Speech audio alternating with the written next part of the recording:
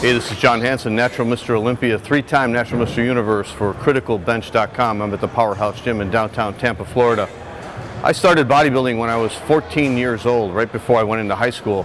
And my original inspiration to get into bodybuilding came from reading the superhero comic books. I love the way the superheroes looked, like Batman, Superman, Tarzan, Captain America. They all had really muscular, impressive physiques, so that's what really got me into bodybuilding. And then when I discovered what bodybuilding was, I was definitely a bodybuilder right off the bat, and I wanted to be a bodybuilder right from the start. My goal was to win Mr. Universe and be featured in the bodybuilding magazines.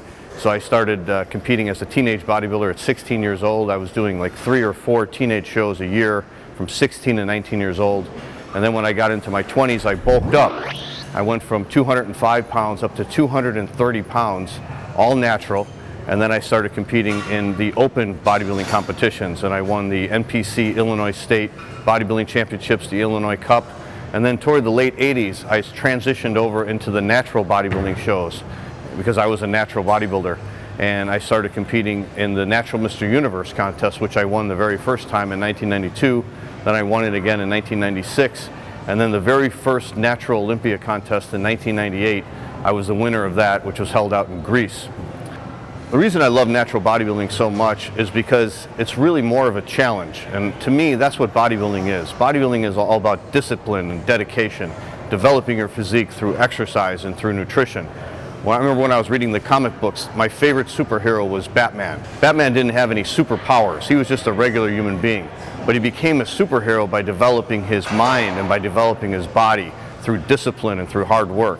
And to me, that's what bodybuilding is. It's about developing your physique through exercise and through nutrition and through the power of your mind, through discipline and hard work and dedication and motivation. And doing it naturally, you can't take any shortcuts. It's all a lot of hard work, but you know that it's all of yours. I remember when I first started bodybuilding, I was reading one of the magazines, Muscle Builder magazine, and Arnold Schwarzenegger was being interviewed, and they asked him about steroid use. And he said steroids, most of the bodybuilders, the champion bodybuilders, use steroids before a competition, but he said steroid use was only temporary. And if you want to really develop your physique, you have to do it through exercise and through nutrition. And I took those words to heart, and I always remembered that. And I didn't want to have a temporary physique. I didn't want to have a drug physique. I wanted to have a physique that would last me a lifetime. And I started bodybuilding at 14 years old, and now I'm 52 years old, and I still got a great physique, and it's because I did it all naturally, and I developed my body through exercise and through nutrition, and not by taking drugs.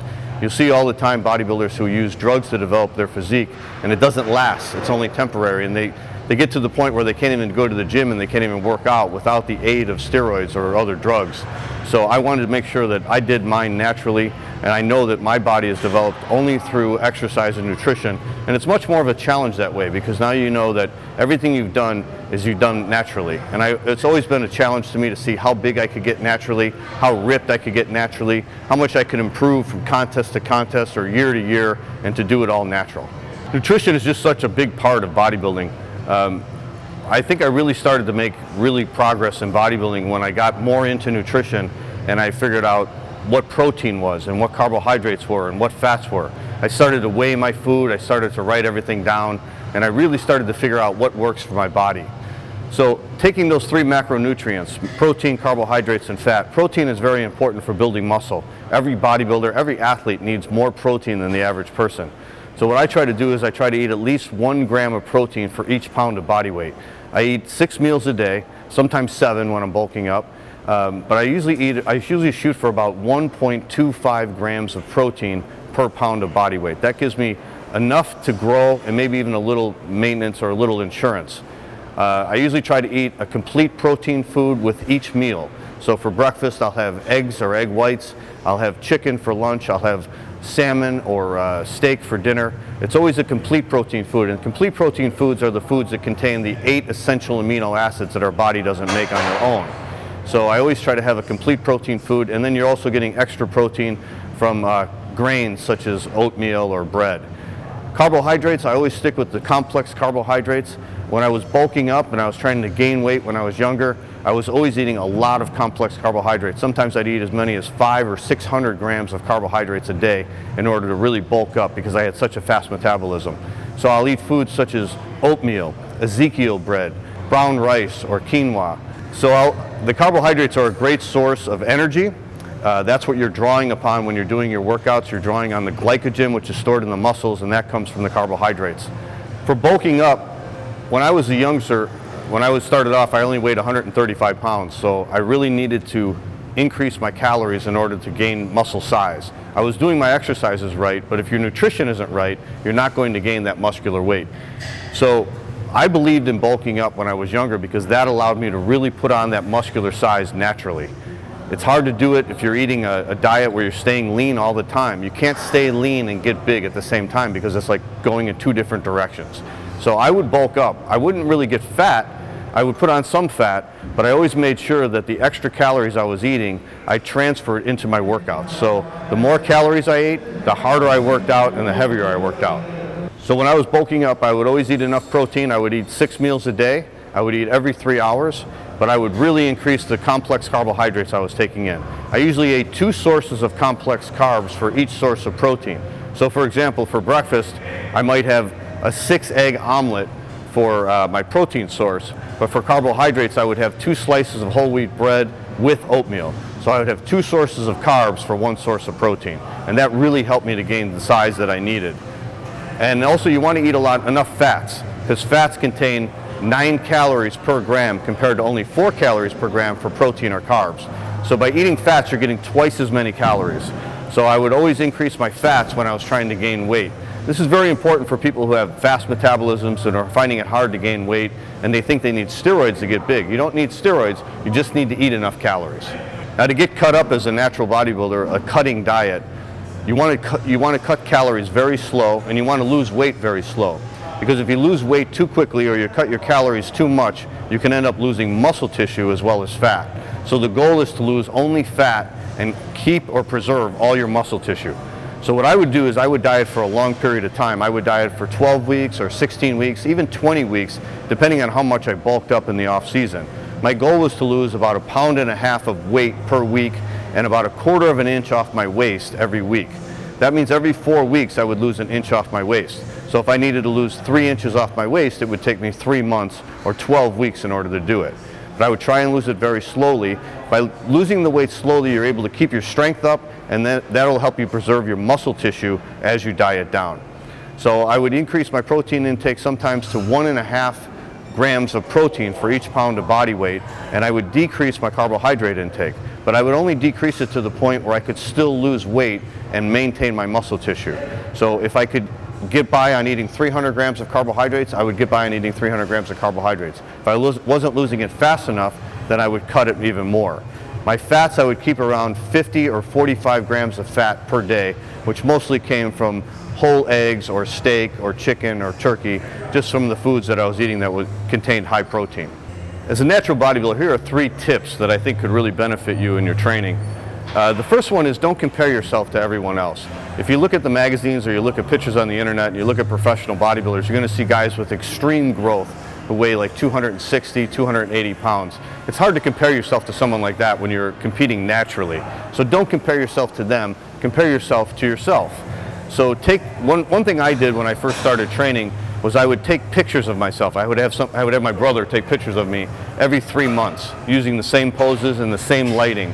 And I would look at those pictures as comparison to make sure that I was making progress and I was growing. Another thing is to pick a bodybuilder, pick a champion bodybuilder whose physique you really like.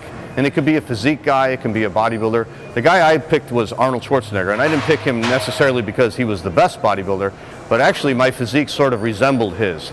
We had the same type of structure, the same type of bone structure. Wide shoulders, we had a big rib cage, natural peak to our biceps. My lats were like the first muscle that grew, so I had really wide lats. So when I looked at pictures of Arnold when he was at his best, when he was winning the Mr. Olympia contest, I could sort of visualize myself looking like that in the future.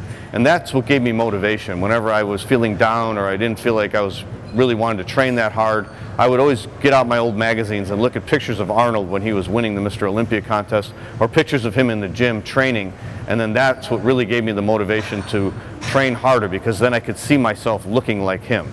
And one thing I would recommend as a special tip is to use visualization as a goal.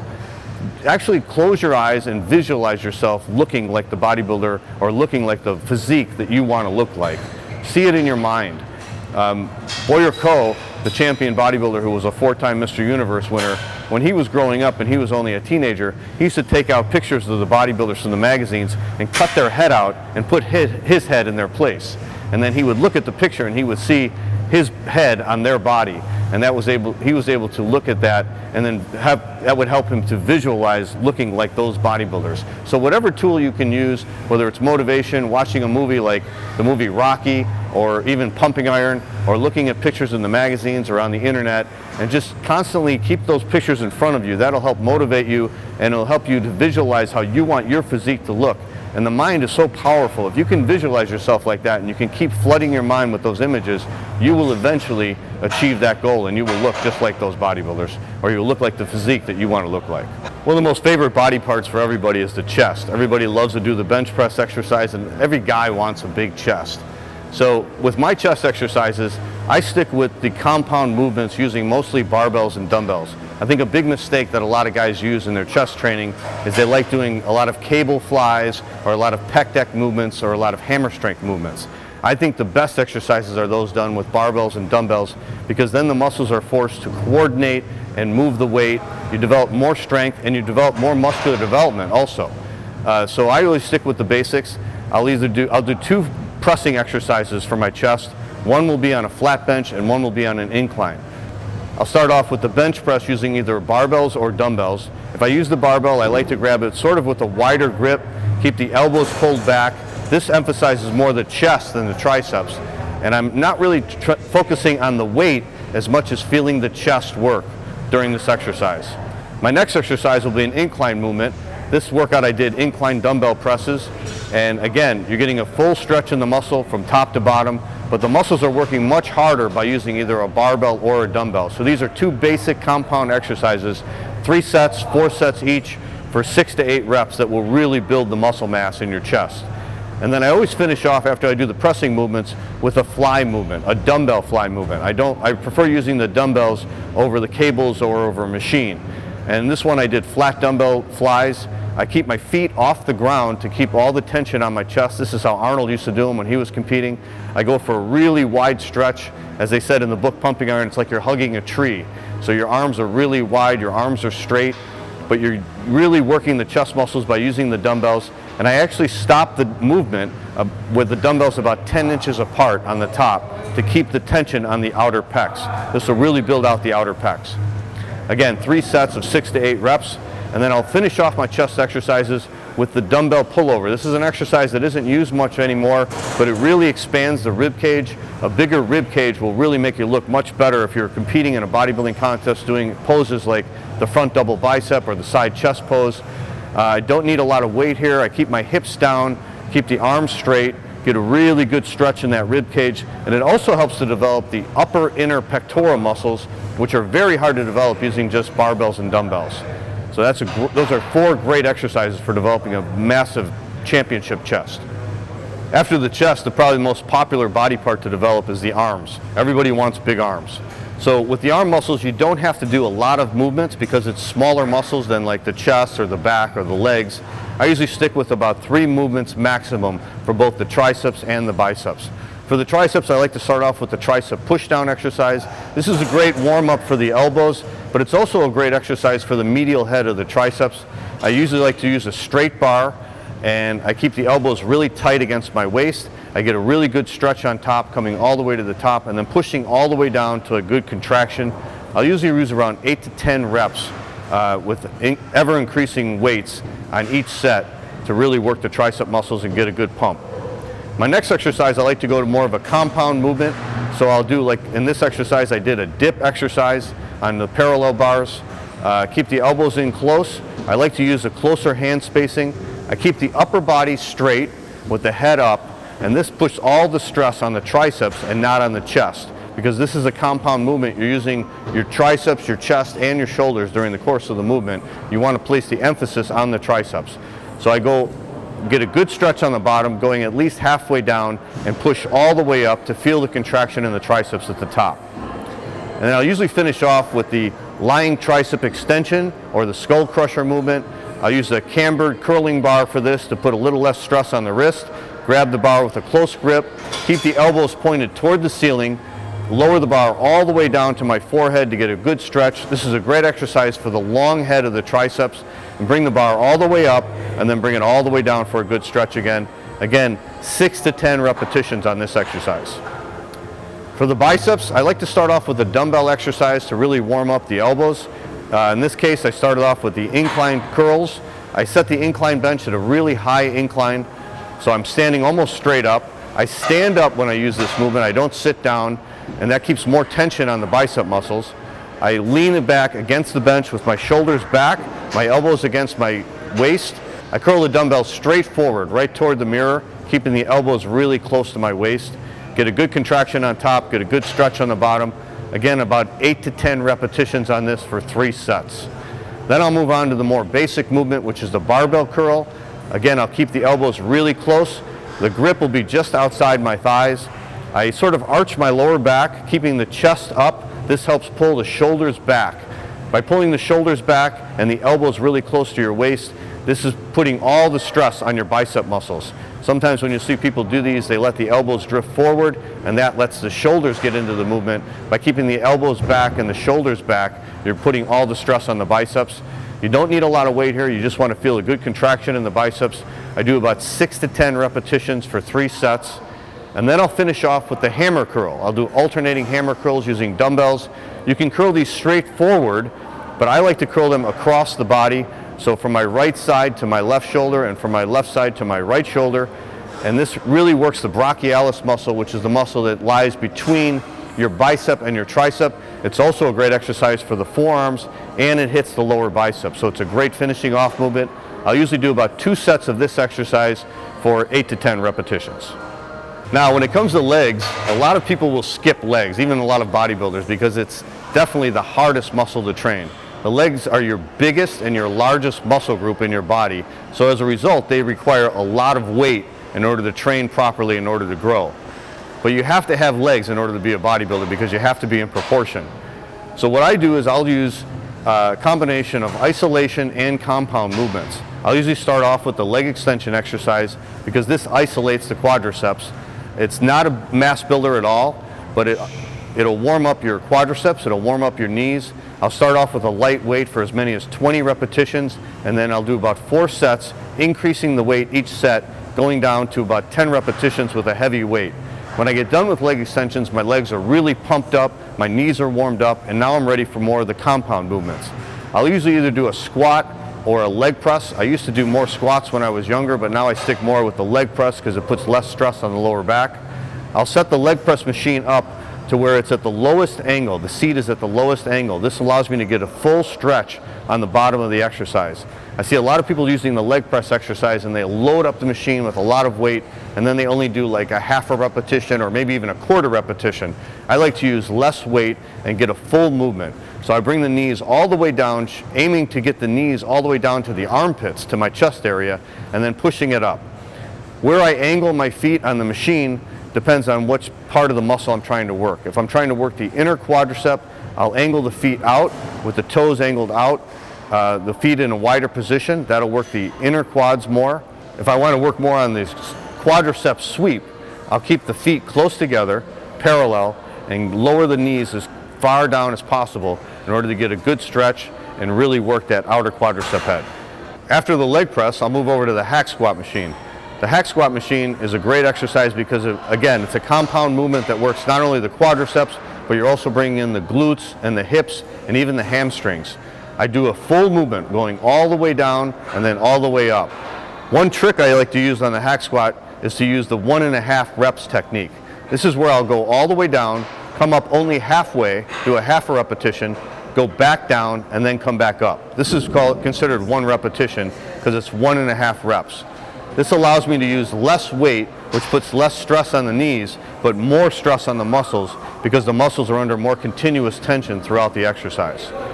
I'll usually finish off my leg workout with the hamstrings. I'll do the leg curl exercise, which is the basic movement for the hamstrings. I lay down on a flat bench, keep the hips against the bench.